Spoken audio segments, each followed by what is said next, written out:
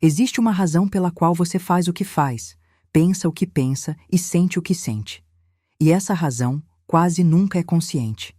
A maior ilusão do ser humano é acreditar que controla totalmente a própria mente. A psicologia nasce exatamente para desmontar essa ilusão. Ela não é apenas o estudo do comportamento. Ela é o estudo das forças invisíveis que moldam decisões, relacionamentos, ambições, medos e fracassos. Quando você entende psicologia, você passa a enxergar o mundo como um campo de padrões. Nada é aleatório. A forma como alguém reage a uma crítica, o motivo pelo qual você procrastina, a tendência de repetir relacionamentos semelhantes, o impulso de comprar algo que não precisa. Tudo segue mecanismos previsíveis. A primeira mudança de mentalidade é esta. Comportamento não é caráter, é padrão aprendido. Isso muda tudo. Quando você entende que comportamento é resultado de condicionamento, ambiente, crenças internalizadas e reforços, você deixa de julgar e começa a analisar. E quem analisa ganha poder. Vamos começar pelo básico que transforma vidas. Comportamento é moldado por reforço. Sempre que uma ação gera recompensa, ela tende a se repetir. Sempre que gera punição, tende a diminuir. Parece simples. Mas observe sua vida com essa lente. Você checa o celular o tempo todo porque às vezes encontra algo interessante. Essa recompensa intermitente é extremamente poderosa. É o mesmo mecanismo dos cassinos. Nem sempre você ganha, mas quando ganha, o cérebro libera dopamina. E essa imprevisibilidade mantém você preso. Agora, aplique isso à procrastinação. Quando você evita uma tarefa difícil, sente alívio imediato. Esse alívio é uma recompensa. Seu cérebro aprende que fugir reduz desconforto. E então ele repete. Procrastinar não é preguiça. É reforço negativo funcionando perfeitamente. Se você quer mudar um comportamento, não lute contra ele com força de vontade. Mude o sistema de recompensa. Torne o comportamento desejado mais recompensador e o indesejado menos confortável. É engenharia comportamental, não motivação. Outra chave essencial é entender que grande parte do que você acredita sobre si mesmo foi construída na infância. A mente infantil é altamente sugestionável. Ela absorve interpretações do mundo como verdades absolutas. Se uma criança cresce ouvindo que é desorganizada, ela começa a agir de forma coerente com essa identidade. Não porque seja verdade, mas porque identidade guia comportamento. Identidade é a narrativa que você repete internamente, e comportamento segue narrativa. Se você diz para si mesmo, eu sempre falho, seu cérebro começa a procurar evidências que confirmem isso. Isso se chama viés de confirmação. A mente não busca verdade, ela busca coerência. Percebe o poder disso? Se você quer mudar resultados, precisa mudar a história que conta sobre si. Não com afirmações vazias, mas com evidências concretas. Pequenas vitórias diárias constroem nova identidade. Identidade sólida muda comportamento automático. Agora vamos aprofundar. A mente humana opera em 2 níveis, consciente e inconsciente. O consciente é lento, lógico, analítico. O inconsciente é rápido, emocional e automático. A maior parte das decisões é feita pelo inconsciente. O consciente apenas cria justificativas depois. Você já decidiu algo por impulso e depois encontrou uma explicação racional? Isso é o consciente defendendo uma decisão já tomada. Se você quer melhorar suas decisões, precisa influenciar o sistema automático. Como? Alterando o ambiente. Ambiente molda comportamento mais do que força de vontade. Se você quer comer melhor, não depende apenas de disciplina. Depende do que está disponível ao seu redor. Se doces estão visíveis, você consome mais. Se frutas estão à vista, consome mais. O cérebro segue o caminho de menor resistência. A maioria das pessoas tenta mudar comportamento sem mudar ambiente.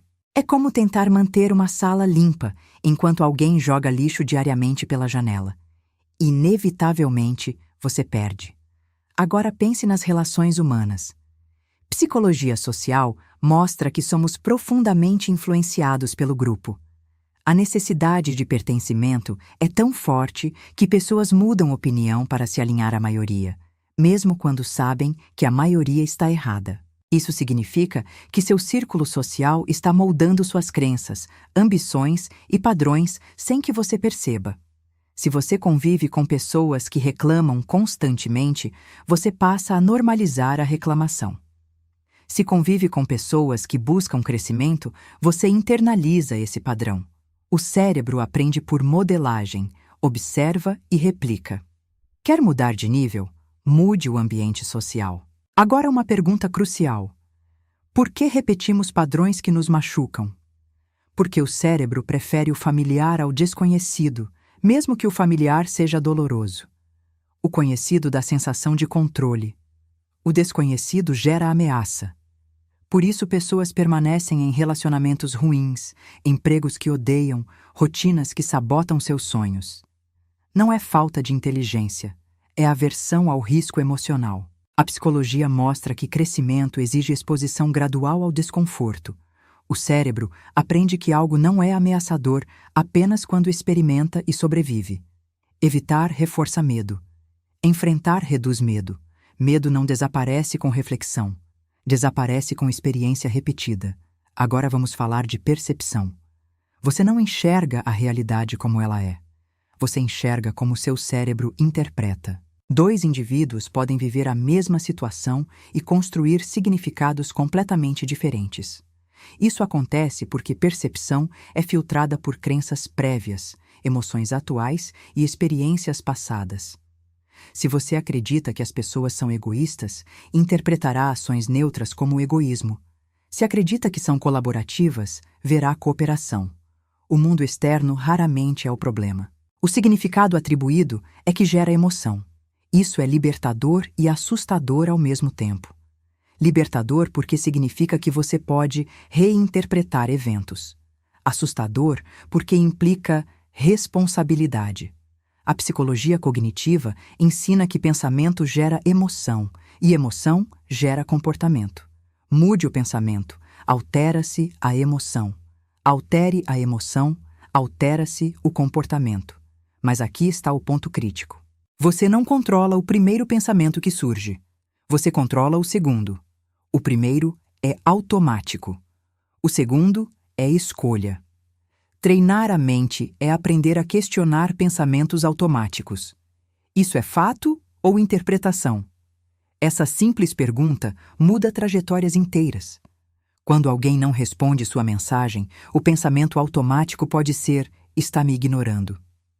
O pensamento consciente pode ser: existem várias explicações possíveis. Essa diferença reduz a ansiedade e evita conflitos desnecessários. Psicologia é ferramenta de autonomia mental. E quanto mais você entende esses mecanismos, menos você é controlado por eles.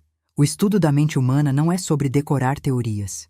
É sobre reconhecer padrões invisíveis que estão dirigindo sua vida neste exato momento. E o mais importante, tudo isso pode ser treinado. A mente é plástica. O cérebro se reorganiza com repetição.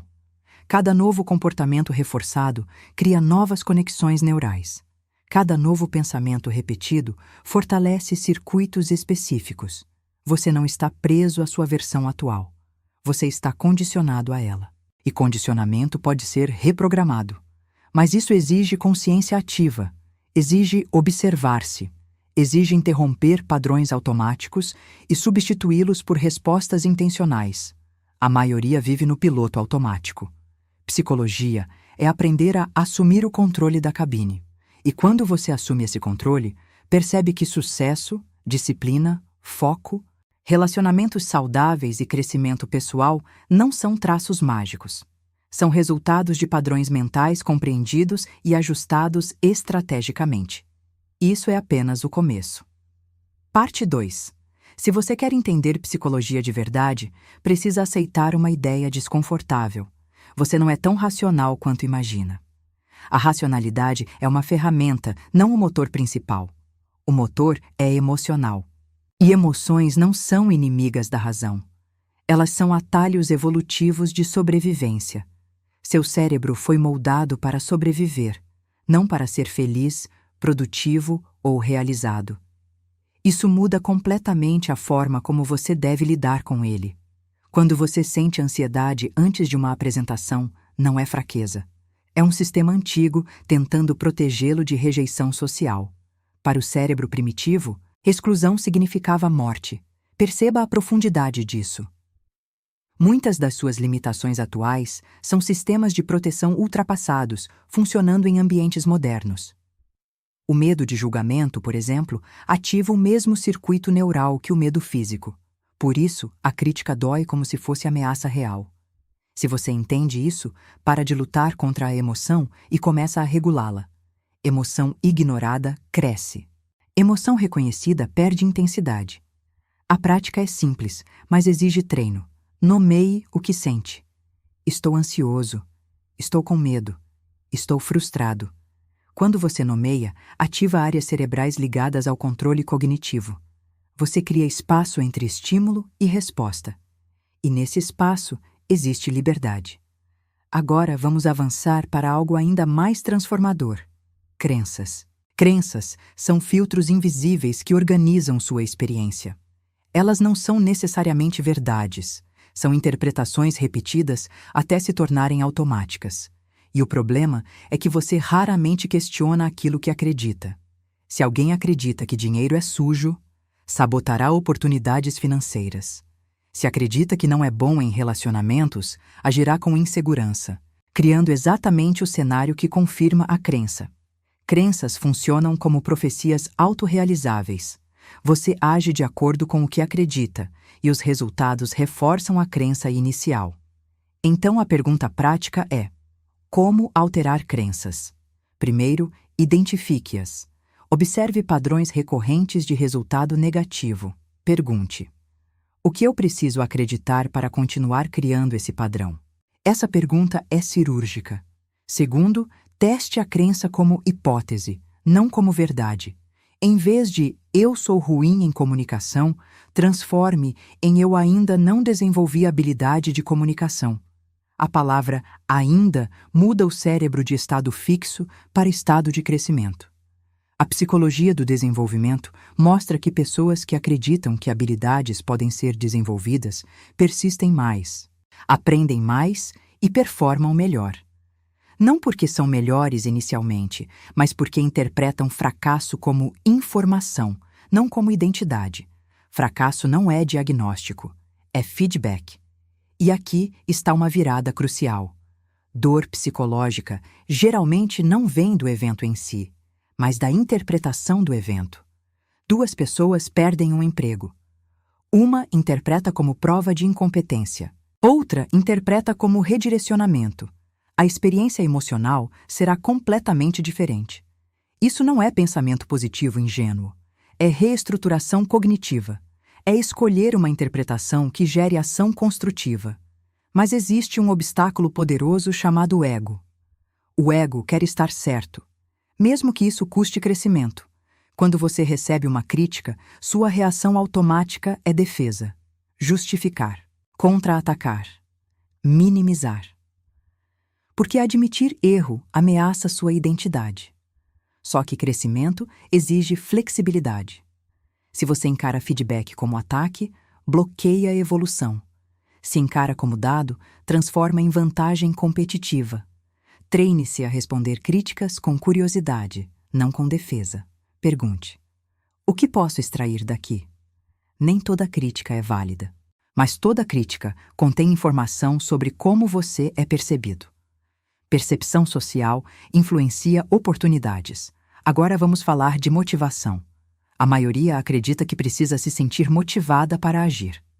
Psicologia comportamental mostra o oposto. Ação gera motivação.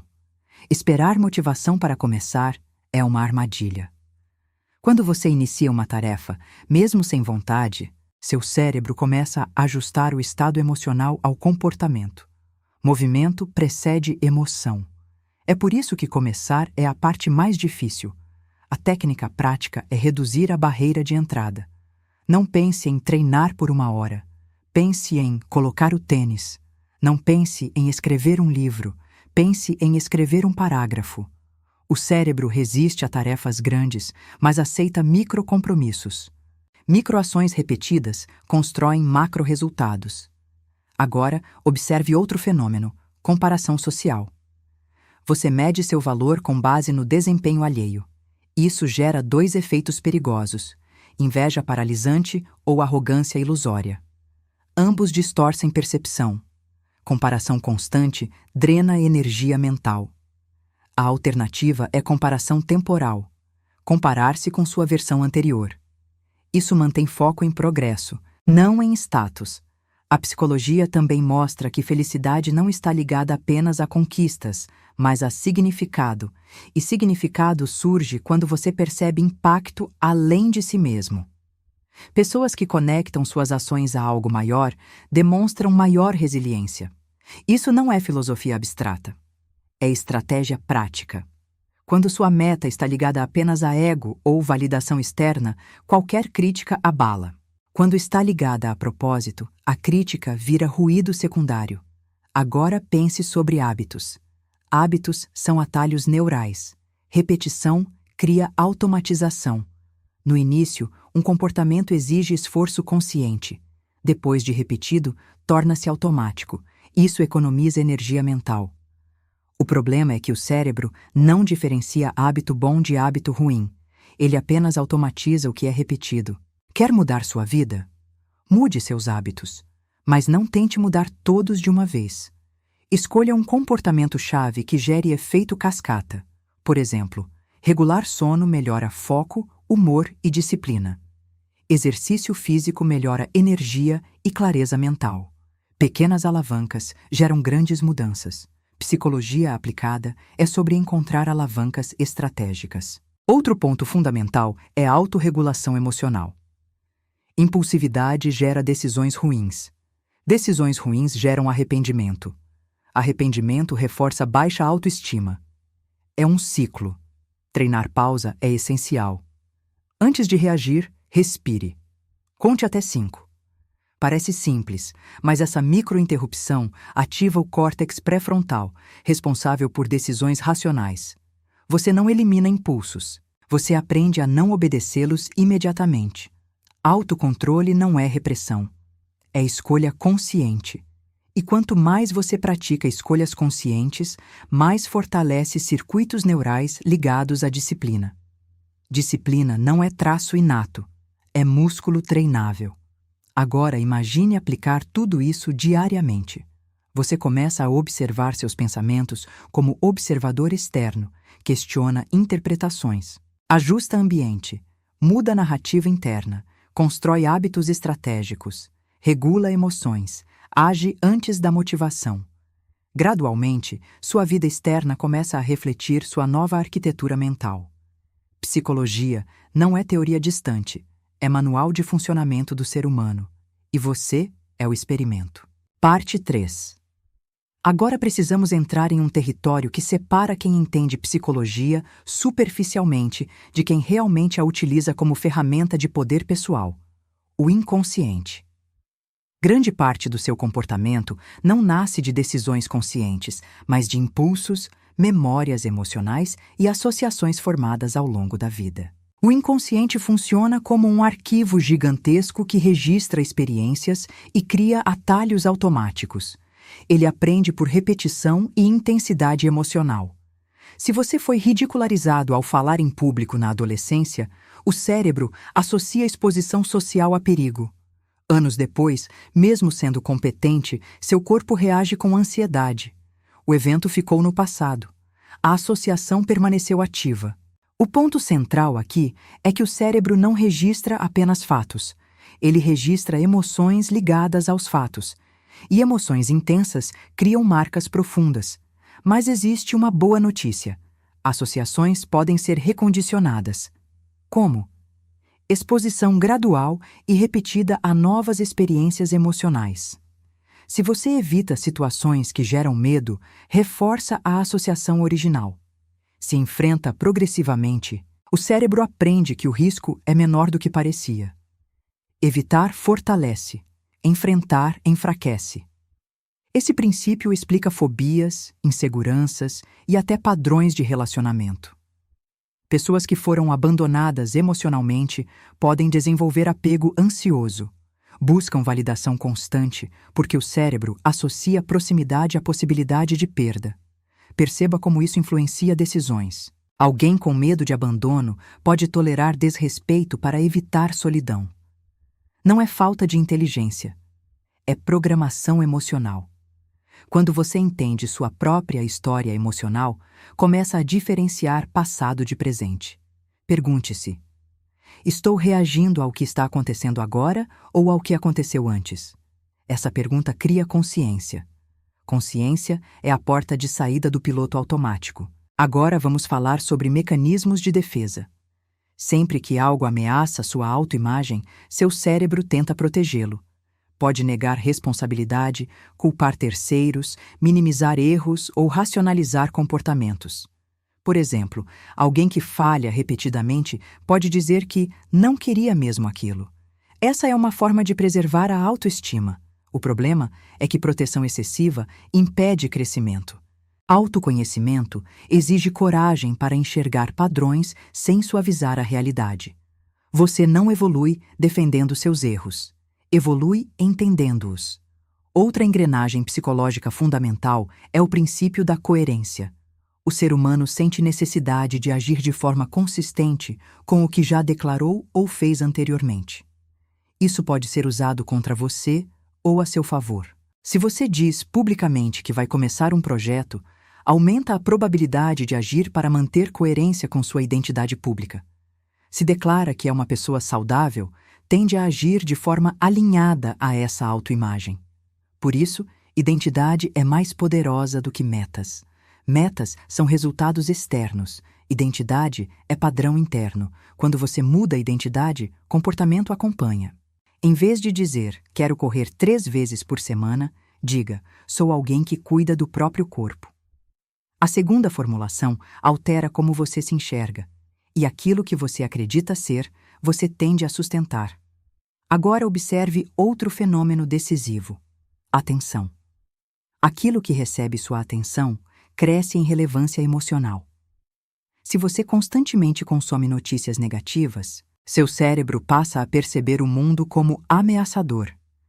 Se alimenta sua mente com aprendizado estratégico, começa a identificar oportunidades. Atenção é recurso escasso. E a qualidade da sua vida depende de onde você a investe. Controle de atenção é treino. Reduzir distrações não é apenas produtividade, é saúde mental. Cada interrupção fragmenta foco e enfraquece capacidade de aprofundamento.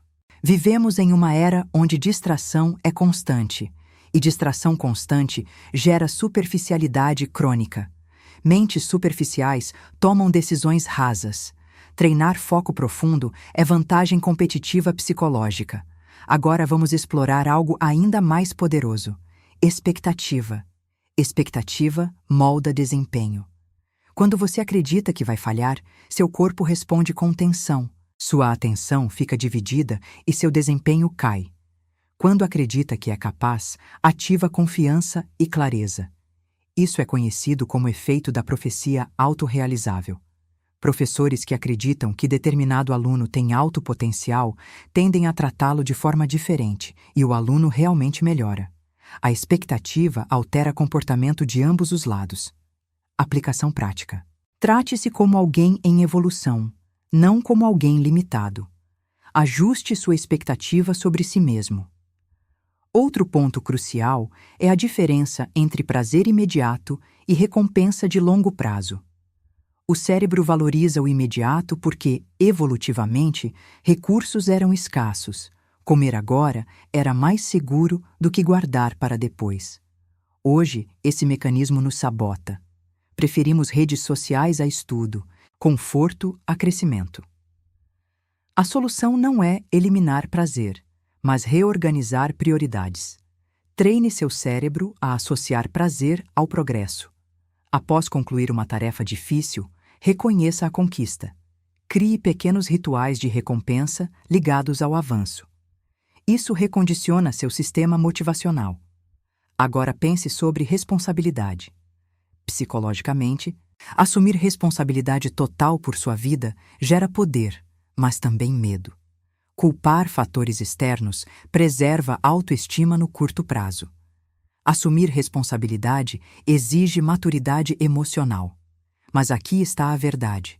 Enquanto você atribui seus resultados principalmente a fatores externos, você entrega o controle. Quando assume responsabilidade, recupera poder de ação. Isso não significa ignorar circunstâncias. Significa focar naquilo que está sob sua influência. A psicologia do alto desempenho mostra que indivíduos com locus de controle interno, ou seja, que acreditam influenciar seus resultados, apresentam maior persistência e resiliência.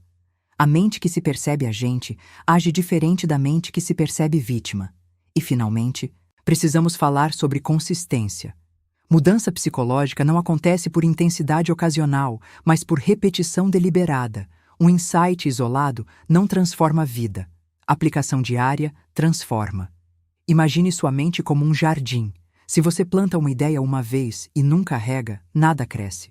Se planta e rega diariamente com ação coerente, raízes se fortalecem. Psicologia aplicada é jardinagem mental estratégica.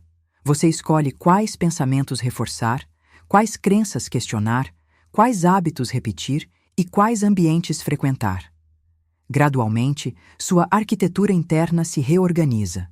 E quando sua mente muda, sua realidade começa a refletir essa mudança. Parte 4. Agora precisamos falar sobre algo que determina silenciosamente a qualidade da sua vida. Padrões emocionais recorrentes, não emoções isoladas. Padrões. Algumas pessoas vivem em estado constante de irritação, outras em ansiedade crônica, outras em apatia. Esses estados não são coincidência. São resultados de pensamentos repetidos, interpretações automáticas e hábitos fisiológicos reforçados ao longo dos anos. Emoção não surge do nada. Ela é resposta a uma avaliação interna. E essa avaliação costuma ser tão rápida que você nem percebe. Por exemplo, alguém atravessa sua frente no trânsito. O evento é neutro. A interpretação pode ser falta de respeito. Essa interpretação gera raiva. A raiva gera comportamento agressivo. Mas outra pessoa pode interpretar como talvez esteja com pressa. Emoção diferente. Reação diferente. A diferença não está no mundo. Está na avaliação. Se você deseja maturidade psicológica, precisa desacelerar a avaliação automática. Pergunte-se: que outras interpretações existem? Essa pergunta simples amplia repertório emocional. Quanto mais rígida sua interpretação, mais previsível seu comportamento. Flexibilidade cognitiva gera liberdade emocional. Agora vamos aprofundar em algo ainda mais poderoso: narrativa pessoal. Todo ser humano constrói uma história sobre quem é. Essa história organiza memórias, explica fracassos e justifica decisões. O problema é que muitas dessas narrativas foram criadas em momentos de dor e nunca foram revisadas. Alguém que falhou em um negócio pode ter criado a narrativa "não levo jeito para isso". Anos depois, essa frase continua guiando escolhas, mesmo que as circunstâncias tenham mudado. Você precisa revisar sua narrativa como um editor crítico. Pergunte-se: essa história me fortalece ou me limita? Se limita, reescreva com base em fatos mais amplos. Fracassos são capítulos, não identidade. Outra engrenagem essencial da psicologia prática é a tolerância ao desconforto. Pessoas de alto desempenho não são aquelas que sentem menos medo, mas aquelas que agem apesar dele. A diferença está na capacidade de permanecer em estados emocionais desconfortáveis sem fugir. Se você abandona toda a atividade que gera frustração inicial, sua zona de competência nunca expande. Crescimento é sempre acompanhado de incompetência temporária. Aceitar a fase de ser iniciante é a habilidade psicológica estratégica. Agora observe como isso se conecta à disciplina. Disciplina não é ausência de vontade de desistir. É capacidade de agir independentemente da vontade momentânea. Você não precisa sentir vontade para agir. Precisa decidir agir. Essa decisão repetida fortalece autoeficácia, que é a crença na própria capacidade de executar ações necessárias para alcançar resultados. E autoeficácia é construída por experiência direta de superação, não por discursos motivacionais. Pequenas vitórias acumuladas criam confiança real. Agora, vamos falar sobre energia mental. Decisão consome energia. Quanto mais decisões irrelevantes você toma, menos energia sobra para decisões importantes. Por isso, simplificação é estratégia psicológica. Reduza escolhas desnecessárias. Estruture rotina. Automatize o básico. Mentes sobrecarregadas tomam decisões impulsivas. Outro ponto crítico é o diálogo interno. A forma como você fala consigo mesmo influencia desempenho, humor e persistência. Autocrítica excessiva não melhora resultado. Ela paralisa. Substitua julgamento por orientação. Em vez de "sou incompetente", diga "o que posso ajustar para melhorar?". Essa mudança transforma ataque em aprendizado. Seu cérebro escuta o que você repete. E aqui está uma verdade pouco confortável. Você está sempre treinando sua mente, mesmo quando não percebe. Cada vez que cede a um impulso, treina impulsividade. Cada vez que cumpre o que prometeu a si mesmo, treina integridade interna. Integridade consigo mesmo é um dos pilares da autoestima saudável. Quando você promete e não cumpre repetidamente, sua mente aprende que suas próprias palavras não têm valor. Isso enfraquece confiança interna. Comece com promessas pequenas e cumpríveis. Construa histórico de confiabilidade interna. Agora vamos entrar em relacionamentos. Relacionamentos são espelhos psicológicos. Eles revelam inseguranças, expectativas e padrões inconscientes. Conflitos repetitivos geralmente não são sobre o tema aparente, mas sobre necessidades emocionais não atendidas. Se você reage de forma intensa a críticas, talvez exista uma crença profunda de inadequação. Se sente ciúme constante, pode existir medo de abandono não resolvido. Autoconhecimento emocional melhora a qualidade dos vínculos. Aprenda a comunicar necessidade em vez de acusação. Em vez de "você nunca me escuta", diga "eu me sinto ignorado quando isso acontece". A primeira frase ataca. A segunda revela vulnerabilidade. Vulnerabilidade gera conexão. Ataque gera defesa. Agora pense na influência do passado sobre o presente. Muitas decisões são tomadas para evitar repetir dores antigas. Mas evitar não é o mesmo que evoluir. Se você foi traído, pode desenvolver desconfiança constante. Mas essa estratégia pode sabotar relacionamentos futuros saudáveis. A cura não está em controlar o outro. Está em fortalecer sua capacidade de lidar com incerteza. A psicologia mostra que segurança emocional não vem da garantia externa, mas da capacidade interna de enfrentar perdas caso aconteçam. Isso é maturidade. E, por fim, precisamos falar sobre significado e direção. Sem direção clara, a mente se dispersa. Sem significado, qualquer dificuldade parece pesada demais. Quando você conecta esforço diário a um propósito claro, tolera mais desconforto. Propósito não precisa ser grandioso. Precisa ser significativo para você. Pergunte-se: para que estou fazendo isso? Se não houver resposta, sua motivação será frágil. Psicologia aplicada não é apenas entender como a mente funciona. É usar esse entendimento para desenhar uma vida intencional. E tudo isso exige prática consciente. Parte 5. Agora chegamos ao ponto mais decisivo de todos: integração. Conhecimento psicológico isolado é interessante. Conhecimento integrado é transformador. Você já entendeu que comportamento é moldado por reforço, que crenças direcionam decisões, que emoções nascem de interpretações, que identidade guia a ação e que ambiente influencia escolhas. Agora precisa unir tudo isso em um sistema prático de mudança. Porque psicologia não é sobre entender conceitos, é sobre reorganizar sua arquitetura interna. Primeiro princípio de integração: Consciência precede controle. Você não muda aquilo que não observa. Portanto, comece monitorando padrões específicos. Não tente mudar sua vida inteira de uma vez. Escolha um comportamento que está sabotando seus resultados. Observe quando acontece, em que contexto, qual emoção precede e qual recompensa mantém. Transforme sua vida em laboratório. Por exemplo, se você procrastina, não se limite a dizer "sou assim". Observe o momento exato da fuga. Qual tarefa estava prestes a iniciar? Que pensamento surgiu? Talvez vai ser difícil, ou posso fazer depois. Qual foi a recompensa? Alívio imediato. Quando você enxerga o ciclo completo, deixa de ser vítima dele. Segundo princípio, substituição estratégica, não supressão. Não basta tentar eliminar um hábito. Você precisa substituí-lo por outro que ofereça recompensa semelhante. Se você usa redes sociais para escapar de estresse, precisa criar outra válvula de regulação emocional, como exercício físico, caminhada ou respiração estruturada. O cérebro não aceita vazio. Ele aceita troca. Terceiro princípio: identidade intencional. Escolha conscientemente quem você quer se tornar, não como fantasia, mas como direção operacional.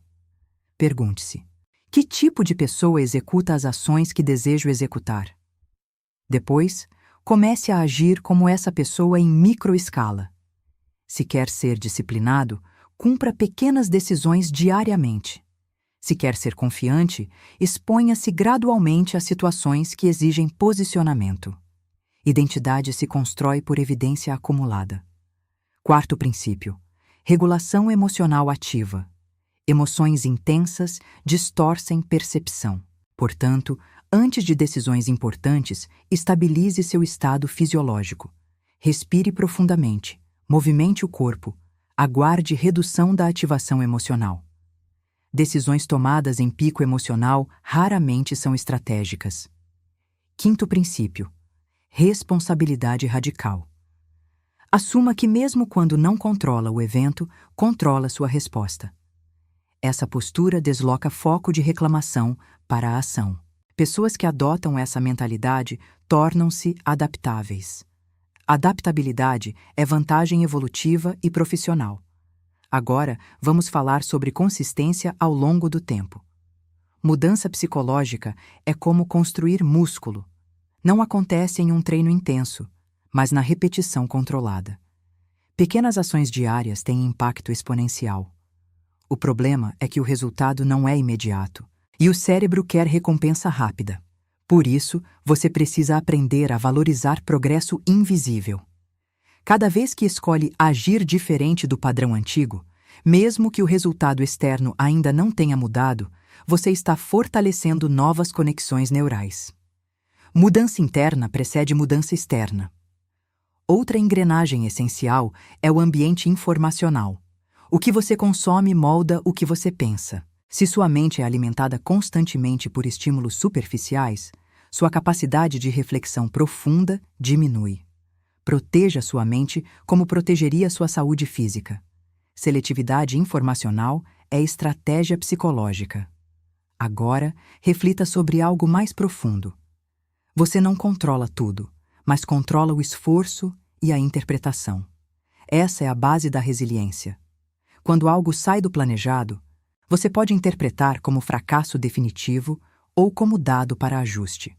A diferença entre estagnação e evolução está na interpretação pós-erro.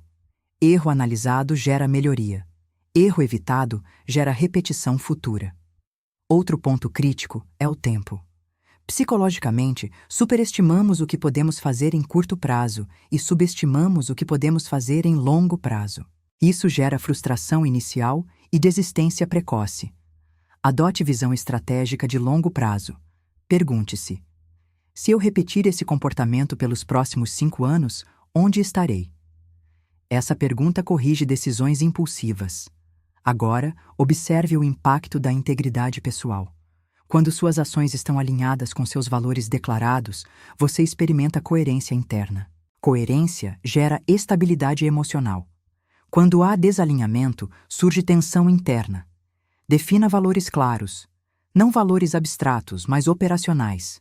Por exemplo, se valoriza a saúde, isso precisa aparecer na sua rotina. Se valoriza crescimento, isso precisa aparecer na sua agenda. Valor não praticado é ilusão. Outro aspecto central da psicologia aplicada é a autorreflexão regular. Reserve momentos para revisar decisões, emoções e comportamentos da semana. Pergunte-se: onde agi no automático? Onde fui intencional? O que preciso ajustar? Quem não revisa, repete. E, por fim, entenda algo fundamental. Você não é seus pensamentos. Você é o observador deles. Essa distinção muda completamente sua relação com a própria mente. Pensamentos são eventos mentais, não ordens obrigatórias. Quando um pensamento limitante surgir, você pode aceitá-lo como verdade ou observá-lo como hipótese. Essa escolha define sua trajetória. Psicologia, no nível mais profundo, é a arte de construir liberdade interna. Não liberdade das circunstâncias, mas liberdade de reação automática. Quando você domina seus padrões, passa a agir com intenção. Quando age com intenção repetida, constrói resultados previsíveis. Quando constrói resultados previsíveis, fortalece confiança real. E confiança real não é arrogância. É a tranquilidade de saber que, independentemente do cenário, você sabe como ajustar sua própria mente. Esse é o verdadeiro poder da psicologia. Ela não apenas explica o comportamento humano. Ela permite que você redesenhe o seu. E a partir do momento em que você assume esse papel ativo, sua vida deixa de ser uma sequência de reações e se transforma em uma construção deliberada. O conhecimento está agora nas suas mãos. A aplicação é a única variável que resta.